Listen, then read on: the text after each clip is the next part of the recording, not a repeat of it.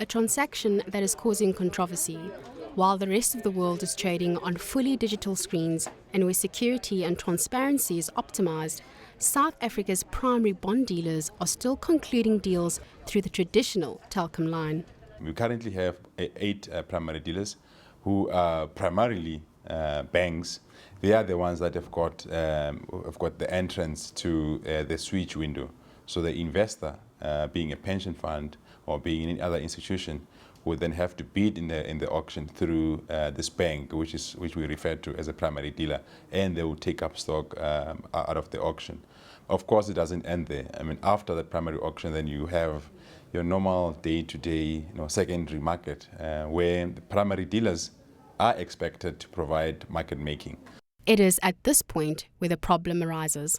Unlike in an equities market where most prices are displayed in real time on an electronic trading screen, prices in the bond market are not visible. Transactions are only reported 30 minutes after the trade, which is why a lot of concerns have been raised around the current structure of the bond market. Stephen Arnold is a primary dealer at Investec Private Bank and has been in the bond market for the past 18 years.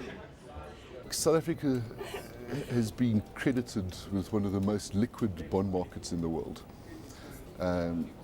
So I think from the primary dealer stance, we've always questioned if it's not broken, why fix it? But with a system that is working as well as it has done, it doesn't mean that there isn't room to improve the current structure or the way it works. According to the International Organization of the Securities Commission, or IOSCO, both pre- and post-trade information should be made public on a real-time basis. So, in essence, we don't fully comply with Principle 35 of IOSCO. And that is another reason, rationale for the FSB to work towards full transparency. But the JSE has been accused of pushing the reform as a way to recover the cost of buying the Bond Exchange of South Africa for 260 million rand in 2009. Graham Smale, Director of Bonds and Financial Derivatives at the JSE, explains the exchange position. There have been ongoing discussions in the marketplace for a number of years about how to evolve the way the market operates.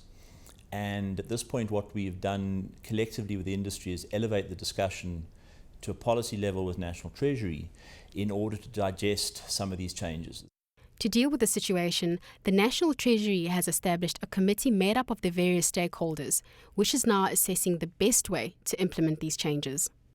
Relative to the rest of the world, where are we? Are we keen to go in the direction of electronic trading? What are the benefits of it? What are the costs? And I think it's really worth drilling deeper into. We're discussing this thing if we think that it is feasible that we go the electronic route. If it's not, then we should just cut the discussion. Changes to the market have raised questions around the need for intermediaries.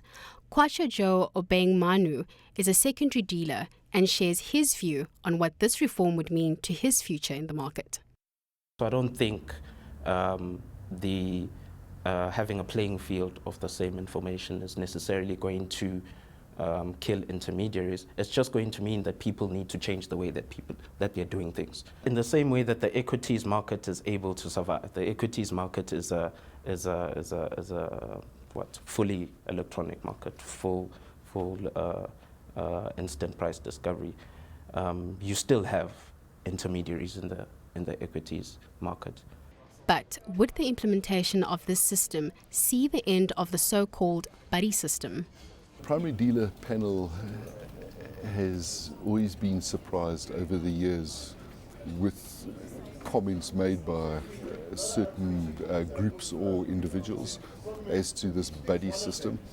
The various role players are currently in discussion with consultants from the World Bank, and should the proposed electronic model be accepted, the phasing in of the system could begin within the first half of next year. This may be the first step in allaying any concerns of market manipulation from dealers like Steve. Dumisho Machanyele, Johannesburg.